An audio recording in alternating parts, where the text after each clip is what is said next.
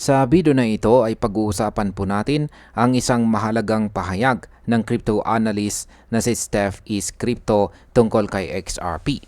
Ayon sa kanya, nagsisimula pa lang sa XRP at may malaki pang potensyal sa mga darating na taon. Ginamit po niya ang konsepto ng mean reversion para ipakita ang posibleng galaw na XRP sa long-term chart. Pero kasabay po nito, may mga malalaking galaw din sa on-chain data na dapat pong bigyang pansin dahil maaaring makaapekto sa short-term market. Kaya yan po ang siyang ating pag-uusapan sa video na ito. Pero bago po tayo magpatuloy, ay pakibasa na lamang po muna ang disclaimer dito po sa ibaba ng ating screen. Ayan, ano po ba ang nangyari sa on-chain data ni XRP? Ayon po sa ulat, halos kalahating bilyong dolyar na halaga po ng XRP ay nailipat nailipat po papunta sa mga exchange wallets nitong nakaraang linggo lamang. Sa kabuuan ay umabot ito ng humigit kumulang 170 million XRP o tinatayang nasa $480 million hanggang $500 million. Karaniwan kapag may malaking inflow sa mga exchanges, tinuturing ito ng market bilang sinyales na may posibilidad ng pagbebenta. Kapag tumaas po ang supply na available sa market, maaari itong magdulot ng selling pressure at makaapekto sa presyo sa short term. Kaya pagdating po sa market impact, kung maibenta po ang malaking parte ng tokens na ito, posibleng humina po ang presyo ng XRP ng pansamantala.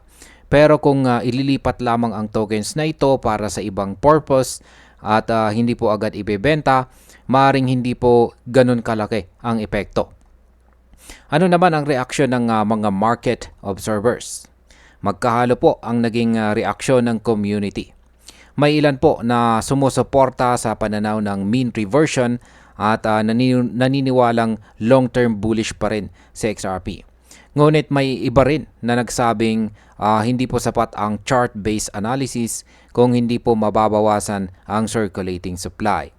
Ayon sa kanila, maliban na lang kung magkaroon ng malaking token burn, mahirap makitang maabot na XRP ang mas mataas na presyo. Sa market impact, ang pagkakaiba po ng pananaw dito ay nagpapakita na mahalagang timbangin ng mga investors ang long-term bullish setup at ang immediate liquidity risk. Kapag sobra po ang focus sa long-term trend, maaaring makaligtaan ang short-term volatility. Ngayon ay paano po mababalanse ang technical outlook at saka liquidity dynamics? Ayan, ang projection po ni Steph is Crypto, ayan, ay malinaw na nagpapakita ng cyclical pattern ni XRP. Kung susundin po natin ito, nasa proseso ngayon sa XRP ng pag-align mula sa kanyang upward trend line. Ngunit ang sabayang galaw ng malalaking tokens papasok sa mga exchanges ay hindi po natin pwedeng baliwalain. Kaya sa market impact, ang long term ay mukhang promising para kay XRP. Pero sa short term, dapat handa po tayo bilang mga traders at investors sa posibleng pullback or pagbagal ng momentum dahil po sa pressure ng malaking supply. Ang tamang strategy po ay magbigay ng consideration sa parehong time frame. At ayan, bilang panghuli, para po sa akin, ang sinabi ni Steph is Crypto ay nagbibigay po ng malakas na argumento na nagsisimula pa lang ang tunay na kwento ni XRP. Ayan, sabi nga niya rito, we're just getting started. Ang kanyang cyclical structure dito ay isang positibong senyales para po sa mga long-term holders. Pero hindi natin dapat kalimutan ang immediate risk na dala ng malaking inflows papunta or papasok sa mga or pumasok sa mga exchanges.